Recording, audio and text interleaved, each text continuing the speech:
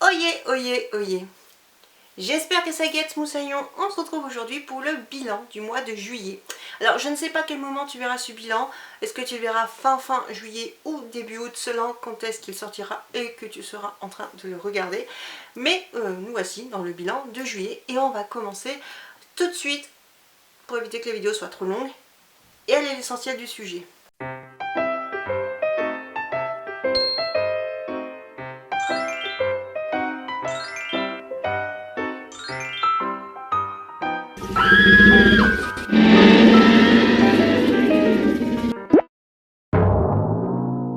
Et nous allons commencer côté cinéma pour une fois car il s'est passé pas mal de petites choses ce mois-ci et ben du coup c'est le moment d'en parler. Comme tu le sais sûrement, mais au début du mois de juillet il y a eu la fête du cinéma. Donc c'était dans tous les cinémas de France et c'était 4 € la séance de cinéma.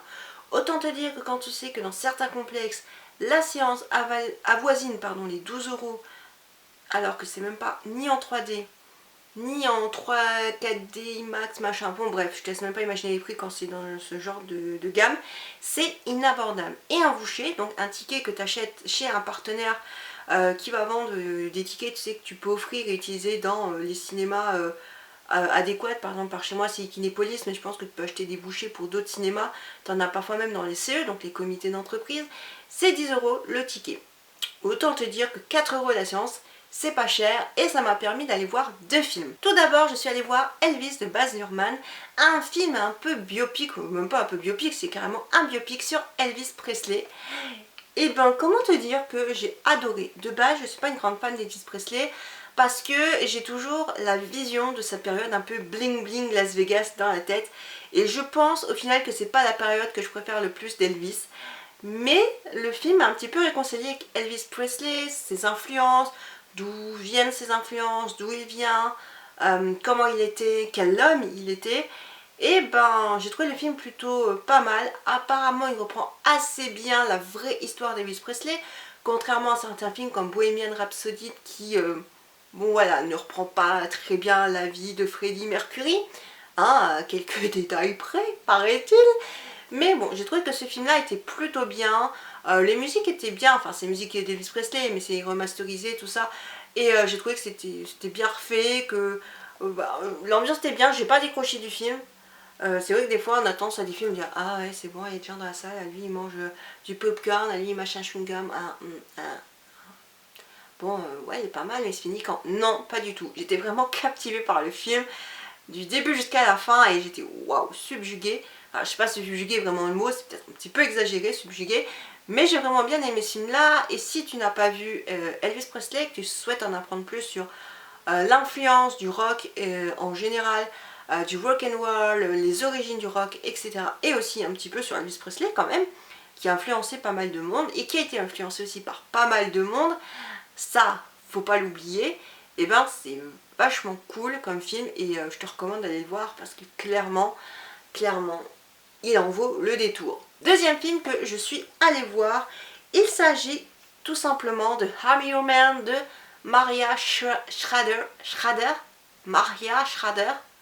Ah je suis désolée, moi dès qu'il faut prononcer quelque chose en allemand, c'est compliqué, hein. Autant j'arrive à faire un effort pour les prononciations anglaises, mais l'allemand ça m'échappe. J'ai rien contre les Allemands, c'est pas ça, mais les prononciations allemandes c'est un petit peu compliqué. Néanmoins, je te parle de Harry Human qui est un film allemand de Maria Schrader que j'ai beaucoup aimé. C'est un film de 2021, contrairement au précédent qui est bel et bien de 2022, mais avec tout ce qui s'est passé ces dernières années, on sait très bien qu'il y a des films qui ont mis du temps à sortir dans certaines salles de cinéma. Et du coup, ce film n'est sorti qu'en 2022 en France. Il est disponible dans pas mal de cinémas, mais principalement dans les petits cinémas, je pense, pas dans les grands cinémas, contrairement à Elvis. Je ne sais pas d'ailleurs si ce sont des films qui sont toujours joués, mais en tout cas, j'ai beaucoup aimé.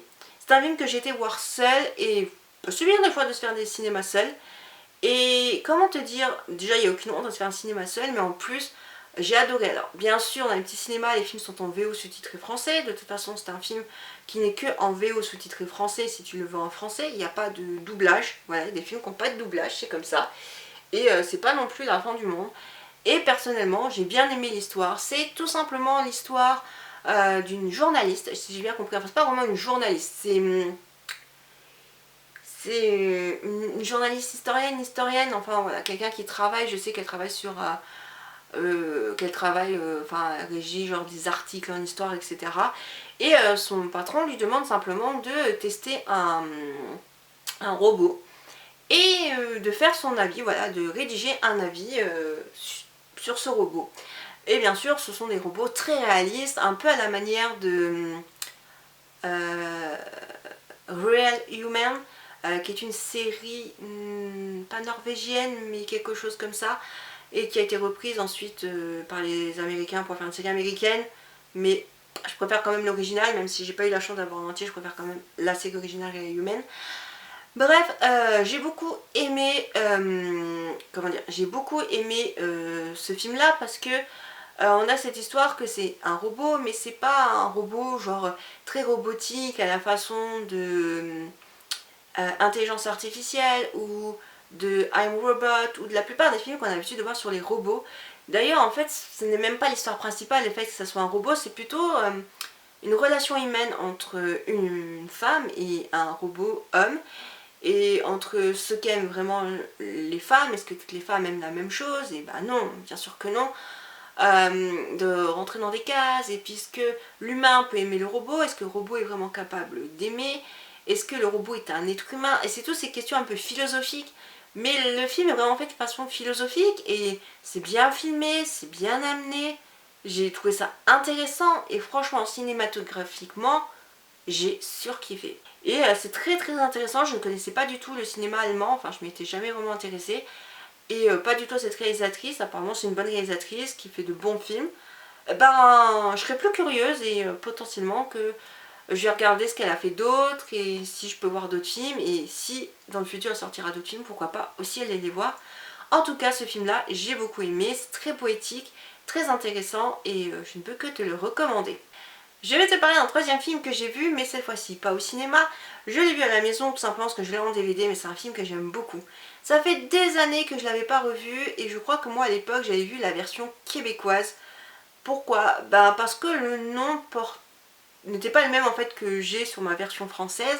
Néanmoins ça reste quand même l'un de mes films préférés. C'est un film de Zach Helm qui est sorti en 2007 avec Dustin Hoffman et Natalie Portman et plein d'autres acteurs bien sûr. Mais ce film je le trouve juste génial, c'est magique, c'est mignon, c'est super cute. On y retrouve l'histoire d'un propriétaire d'un magasin de jouets, joué par Dustin Hoffman, qui tient ce magasin depuis 264 ans, quelque chose comme ça, enfin depuis très très très longtemps, ça fait des années qu'il tient ce magasin de jouets. Mais ça y est, il sent que c'est la fin et il aimerait le léguer à sa gérante, vendeuse gérante, qui est jouée par Natalie Portman. Et tout va tourner un peu autour de ça, mais moi c'est le genre de magasin de jouets traditionnel avec des vieux jouets en bois où vraiment t'as tout, où t'as un peu de moderne qui se mélange à de l'ancien, mais t'as beaucoup d'anciens, des vieux yo-yo, des toupies vraiment à l'ancienne, des jouets en bois, des caplas, je sais plus comment c'est les jouets en bois que t'emboîtes là, pas les caplas mais avec des fentes pour construire des maisons, des choses comme ça, j'en ai mais je sais plus du tout le nom.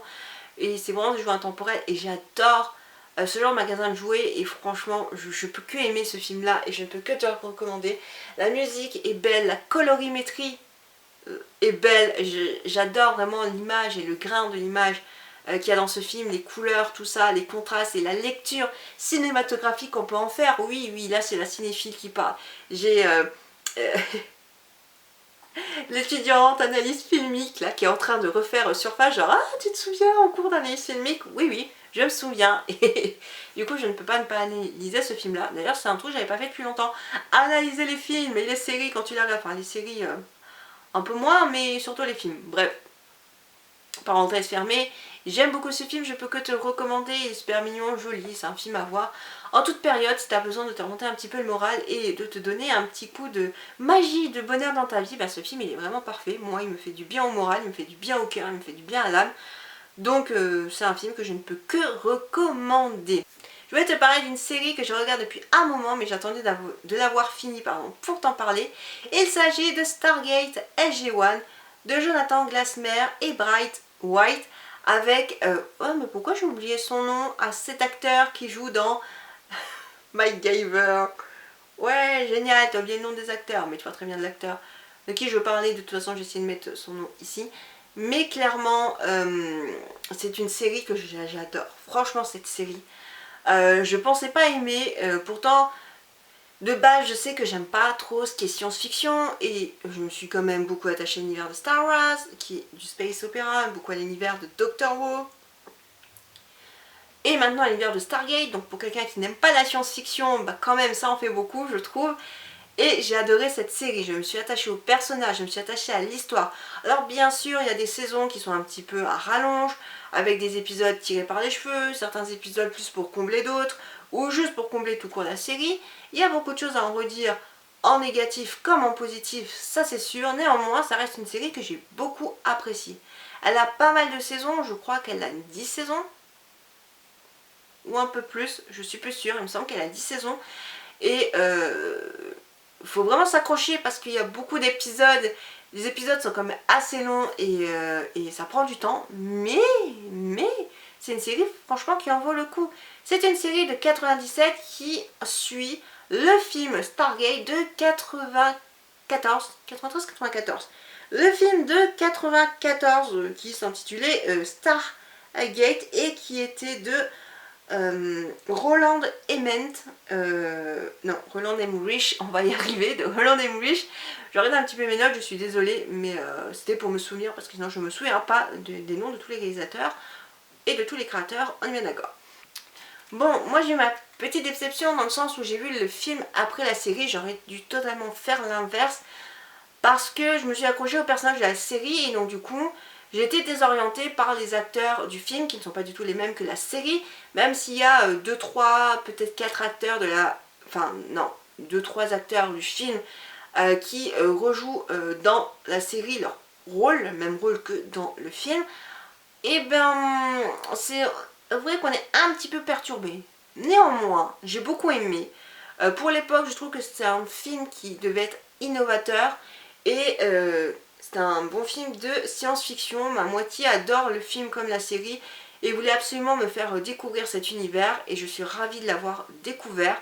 J'aime beaucoup, le film est bien aussi. On a vu bien sûr les autres films autour. Stargate Continuum et je sais plus c'est quoi le deuxième film. En gros, il y a un film qui finit la série parce qu'ils n'avaient pas les moyens financiers pour finir la série et donc du coup, quand la série a bien marché, ben, ils ont continué la fin en en faisant un film parce que c'est vrai que la série se finit un peu en nous laissant sur notre fin et heureusement il y a un film pour finir la série, mais aussi un autre film pour nous envisager une sorte de fin alternative ou du moins un scénario alternatif à quelque chose qui s'est passé dans la série et qui en fait n'était peut-être pas ce qu'on croyait et s'était passé autrement. Oui, parce que c'est vrai que dans la série, bon, on pouvait penser que c'était un petit peu bâclé, genre ah ok, ça se passe comme ça, c'est réglé, comme une lettre à la poste, bon ok. Mais c'est super cool, néanmoins bah, j'ai beaucoup aimé. Je trouvais que tout était important à voir, la série, le film original bien sûr, parce que c'est de là que découle la série, mais aussi les films qui continue et ma curiosité m'a tellement été piquée par cette série et mon amour m'a tellement été piqué, enfin j'ai tellement eu d'amour pour cette série, c'est peut-être plus correct dit comme ça, que j'ai envie de regarder Stargate Atlantis maintenant.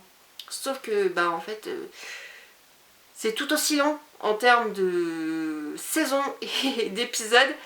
Donc va falloir s'accrocher et surtout va falloir économiser pour s'acheter les coffrets de la série. Parce que je sais qu'on peut les voir sur Amazon Prime bientôt. Parce qu'ils étaient sur une plateforme via Amazon Prime où il fallait payer en plus je crois. Et maintenant ils vont être dispo sur Amazon Prime. Parce que ça a été racheté par Amazon Prime. Bref. Mais ouais, je suis curieuse de regarder cette série. Et du coup, bah, pourquoi pas à l'occasion franchir le pas et la regarder. Côté musique, je n'ai pas écouté grand chose. Je dirais pas que j'ai une panne d'écoute musicale, mais j'ai écouté essentiellement les mêmes choses et j'ai écouté plus des styles que des artistes précis. J'ai énormément écouté de musique québécoise. Je me demande si le mois dernier c'était pas déjà la même, mais j'ai écouté énormément d'artistes québécois comme Mes Aïeux, Caïn, les Cowboys Fringants et j'en passe. D'ailleurs en parlant des Cowboys Fringants, triste nouvelle. Faut pas voir ça comme ça, c'est la vie, comme dirait le chanteur. Mais nous, fans de Cowboy Fringant, nous avons... Enfin, nous les fans de Cowboy Fringant, pas ceux qui sont fans de Cowboy Fringant en tant que fans, bref, tu m'as compris, on a appris que Carl Tremblay avait un cancer. Il a annoncé il y a quelques temps, parce que c'était important pour lui de l'annoncer. C'est sûr qu'au début, tant que ça va et que ça n'impacte pas ton physique, parce que c'est le type de maladie qui forcément nécessite certains soins, qui te font perdre les cheveux, les poils en général, et modifie ton physique, forcément au bout d'un moment, c'est bien un petit peu d'être au courant des gens pour pas qu'ils s'inquiètent de te voir perdre des cheveux, etc. Et c'est un petit peu son but. Voilà, maintenant c'est vous que je mets au courant, et c'est bien, c'est que on n'est pas les premiers au courant. Ça laisse le temps à la personne, à l'artiste de se concerter avec sa famille, avec ses proches, avec les autres membres du groupe qui sont ses proches, hein, on va pas se mentir, proches, quand je dis proches, par famille, amis, voilà quoi, genre qui étaient très proches au quotidien. De toute façon c'est une triste nouvelle, mais je trouve que tous les cancers n'ont pas la même degré, hein. Il y a certains artistes, notamment en France, on va parler de leur cancer vraiment tous les jours sans arrêt, ça va être ultra médiatisé. Sinon, j'ai aussi beaucoup écouté de folk. Je sais pas ce que j'ai une envie d'écouter de la folk en ce moment, donc j'écoute beaucoup de folk, ça me fait énormément de bien. Et j'ai énormément écouté de musique classique, sûrement comme le mois dernier en fait, mais j'ai écouté énormément de musique classique. La musique classique ça me fait du bien, mais j'ai principalement écouté du Beethoven, parce que Beethoven ça me fait du bien, parce que j'arrive à m'endormir avec Beethoven, parce que ça me relaxe. Mais quand je dis que ça me relaxe, c'est pas genre de la relaxation en mode je vais dormir, relaxer et partir dans la 4e dimension. C'est vraiment, ça m'apaise plus que ça me relaxe, mais c'est vraiment très apaisant. Ça me fait du bien et j'en avais besoin. J'écoute aussi beaucoup de musique de relaxation. Pas tant des musiques avec des hertz et tout ça comme je le faisais à un moment, mais enfin avec des fréquences quoi, mais plutôt des musiques avec des sons de nature, des bruits, enfin tout ce qui me manque au quotidien. La nature, le son des animaux, le chant des oiseaux, le bruit de la mer, des lacs, des rivières, bref, tous ces sons-là. Alors quand je parle de la mer, je parle du bruit des vagues, hein, je parle pas du bruit de la baleine dans le fond de la mer, ça c'est pas le genre de son qui me relaxe, hein. Ça m'angoisse un peu plus, mais j'aime bien ce genre de musique. Côté sortie, j'avais envie de parler de sortie ce mois-ci parce que j'ai fait des choses sympas et je me suis dit c'est l'occasion d'en parler. J'ai été au festival Hop Hop Hop, qui est un festival de théâtre qui se déroule chaque début d'été dans la ville de Metz. Ce festival a été ouvert par le feu d'artifice du 14 juillet qui n'avait pas lieu comme d'habitude au bord de l'eau, mais qui avait lieu sur une place au centre-ville. C'est un show assez mitigé, il y a beaucoup de gens qui n'ont pas aimé. Je trouvais ça assez dangereux parce que les artifices, selon où ils retombent, ça peut être dangereux pour les gens. Il y a des arbres à proximité. En plus, il faisait chaud, on est en période assez sèche, donc du coup, ça peut facilement prendre feu. Les gens faisaient pas gaffe, il y avait des pétards tirés de partout. Bref, j'ai fait une crise d'angoisse, est-ce que j'ai besoin d'en parler? Je pense pas, mais c'est pas le moment qui m'a le plus réconfortée. J'avais beaucoup aimé ce festival la première année que j'y suis allée. Là, c'est la deuxième fois que j'y allais et j'ai été assez mitigée. J'ai vu des spectacles qui étaient sympas, mais l'ambiance n'était pas forcément au rendez-vous. Bref, les spectacles étaient sympas. J'ai vu 2 spectacles, il y en a un que j'ai moins aimé que l'autre. J'ai pas été faire d'autres spectacles parce que après j'étais pas très bien et j'avais pas forcément envie de sortir. Mais principalement, voilà, j'étais voir 2 spectacles qui étaient plutôt sympas. Ensuite, je me suis rendue à un bar à chat. J'ai eu la chance pour mon anniversaire, parce que c'était mon anniversaire ce mois-ci. J'ai eu la chance d'aller à un bar à chat à Strasbourg pour mon anniversaire. Ma moitié m'a emmené à Strasbourg. On a fait plein de choses super chouettes là-haut, notamment des magasins qu'on n'a pas par chez nous. Se balader, revoir la cathédrale, même si on l'a déjà vue, mais ça fait toujours plaisir à revoir. Néanmoins, on en a profité pour aller dans un bar à chat. Je n'avais jamais fait ça. Et c'est une dame qui tient ce bar à chat et c'est un peu associatif de ce que j'ai compris. Elle recueille des chats, je sais pas si c'est des chats errants, mais en tout cas c'est des chats abandonnés. Et elle s'occupe d'eux. Certains chats peuvent être à l'adoption, mais elle s'en occupe très bien, elle leur donne beaucoup d'amour. Les chats font leur vie. Donc s'ils dorment, ils dorment et il faut les laisser dormir. Et ces envies de câlins, ils viennent vers toi, ils demandent des câlins. Et c'est super mignon d'être en compagnie de chats toute la journée. Voilà, quand t'as pas ton chat à la maison, forcément t'es en manque de chat. Et là, c'est une bonne manière de pouvoir être avec des chats, de pouvoir faire une bonne action aussi, parce que ce que tu consommes sur place, l'argent de ce que tu consommes va pour s'occuper des chats. Alors attention, tous les cafés de chats ne font pas ça. Il y a des cafés de chats ou c'est plus entreprise, donc c'est moins associatif, donc est-ce que c'est moins pour le bien-être des chats? Je n'en sais rien. Ou voilà, des fois c'est pas des associations qui font ça, mais c'est une bonne action d'aller dans un bar à chat. J'avais jamais été et franchement j'ai adoré mon expérience dans un bar à chat. Je la retenterai dans d'autres bars à chat. Voilà, je serais curieuse de voir comment ça se passe ailleurs. Si tu n'as jamais essayé, va essayer un bar à chat. Côté achat, il n'y a vraiment pas eu grand chose ce mois-ci. Enfin, il n'y a pas eu grand chose. Il y a eu des choses, mais il y a des choses qui sont réservées à un futur haul Vinted.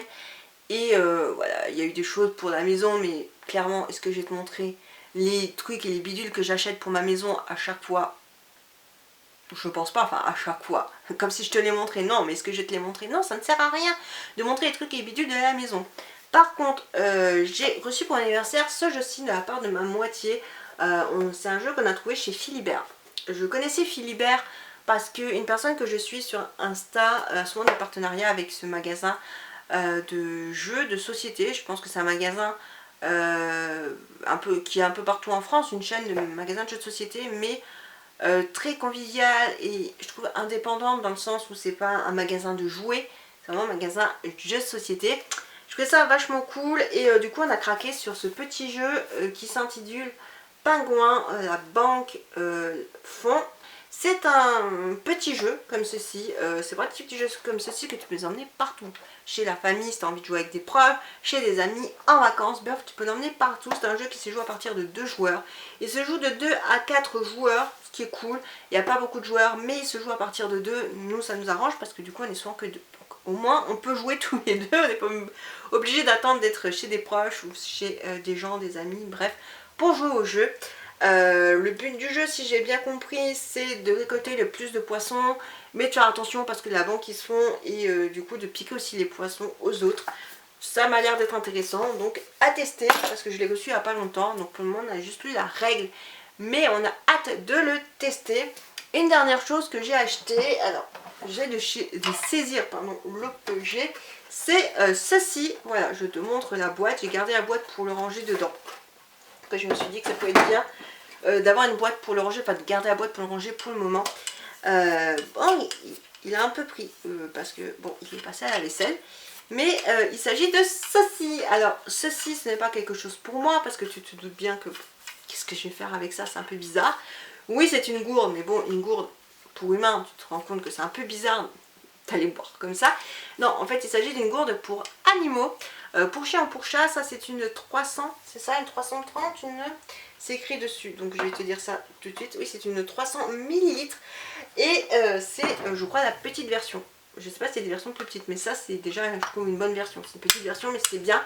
Moi je l'ai prise pour mon chat. Après je pense que pour un chien, c'est bien d'en prendre des grosses, sauf si tu as un petit chien et que c'est juste pour les promenades quand tu vas sortir ton chien par cette chaleur. Alors, sortir son chien par cette chaleur, pas quand il fait chaud, que ça des hyper chauds qui risquent de se brûler les pattes. Hein. En fin de journée, quand il fait frais, on est bien d'accord. Mais voilà, pour que ton chien il se rafraîchisse un petit peu avec de l'eau fraîche, c'est une gourde en fait où tu mets de l'eau dedans. Là, de ce que j'ai compris, ah non, là c'est ouvert, d'accord. Donc là, c'est fermé. Tu tournes ce petit bouton pour ouvrir, t'appuies, voilà, mais il faut rester appuyé. Ce qui fait que ton eau, elle sort dans ce petit réservoir. Tu lâches et donc du coup il n'y a plus d'eau qui sort, il y a juste l'eau que tu as décidé de laisser dedans. Ton animal peut boire et tout ce qu'il n'a pas bu, hop, tu appuies, tu fais ça, voilà comme ça, tu fais ça. Là tu vois le trou par lequel sort l'eau et donc l'eau retourne dans son trou et du coup ça t'évite d'avoir de la perte et du gaspillage d'eau. Et puis hop, tu refermes et ton animal, ton chien, ton chat, je sais pas, ton raton laveur, ton raton laveur, qui a un raton laveur chez soi? C'est protégé dans les ratons laveurs, enfin je crois que t'as pas le droit, bref. Ton lapin, ton cacatoès aussi, pourquoi pas, voilà, peut boire. Et c'est vachement cool. Elle se dévisse assez facilement comme ça se remplit assez facilement. Là tu as le petit joint d'étanchéité, c'est vachement cool. J'ai testé l'eau, voilà, t'as pas de fuite, t'as rien du tout. C'est la marque Pet Kit, je l'ai payé une dizaine d'euros, je crois presque 11 ou 12 euros sur Amazon. Je n'ai pas trouvé moins cher en fait, c'est pour ça que je l'ai prise là-haut. J'ai pas trouvé moins cher et surtout en livraison pas trop tardive parce que mon chat arrive la semaine prochaine. Donc voilà, je voulais quand même une gourde pour mon chat. Pourquoi j'ai pris une gourde pour mon chat? Tout simplement parce que c'est l'été, il fait chaud et on va faire des trajets en voiture avec le chat. La dernière fois que je fais un trajet en voiture sous cette chaleur avec mon chat, parce qu'on n'a pas eu le choix de partir dans l'après-midi, le chat est en train de caner dans la voiture. J'ai cru qu'elle allait mourir. Donc je vais éviter ça et qu'elle ait de l'eau à portée de main pour boire. C'est une bonne chose. On nous dit toujours d'avoir de l'eau fraîche pour nos animaux quand on voyage. Donc voilà, ça sera le cas. Je vais juste l'habituer avant à l'objet. Pas lui présenter comme ça parce que sinon là c'est sûr qu'elle va pas boire, elle va pas comprendre. Mais lui présenter avant et comme ça, si jamais il fait trop chaud dans la voiture, hop, un petit peu d'eau, elle pourra se rafraîchir. Et si elle ne se rafraîchit pas, au moins mouiller le museau, comme ça se lèchera, elle aura de l'eau fraîche. Et je vais aussi prévoir des petits, comment on appelle ça? Des petits pains de glace, mais alors vraiment des mini pains de glace qu'on utilise pour les sacs de congélation, tout ça.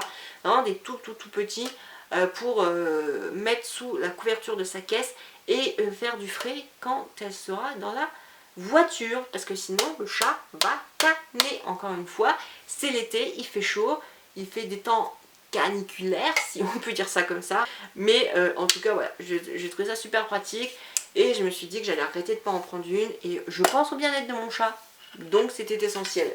Et puis moi en tant que maître, ça me rassure. Donc voilà. Sur ce bilan du mois de juillet est fini. J'espère qu'il t'aura plu. Nous on se retrouve bientôt dans une prochaine vidéo. En attendant, éclate-toi bien, profite bien de la vie. Bye.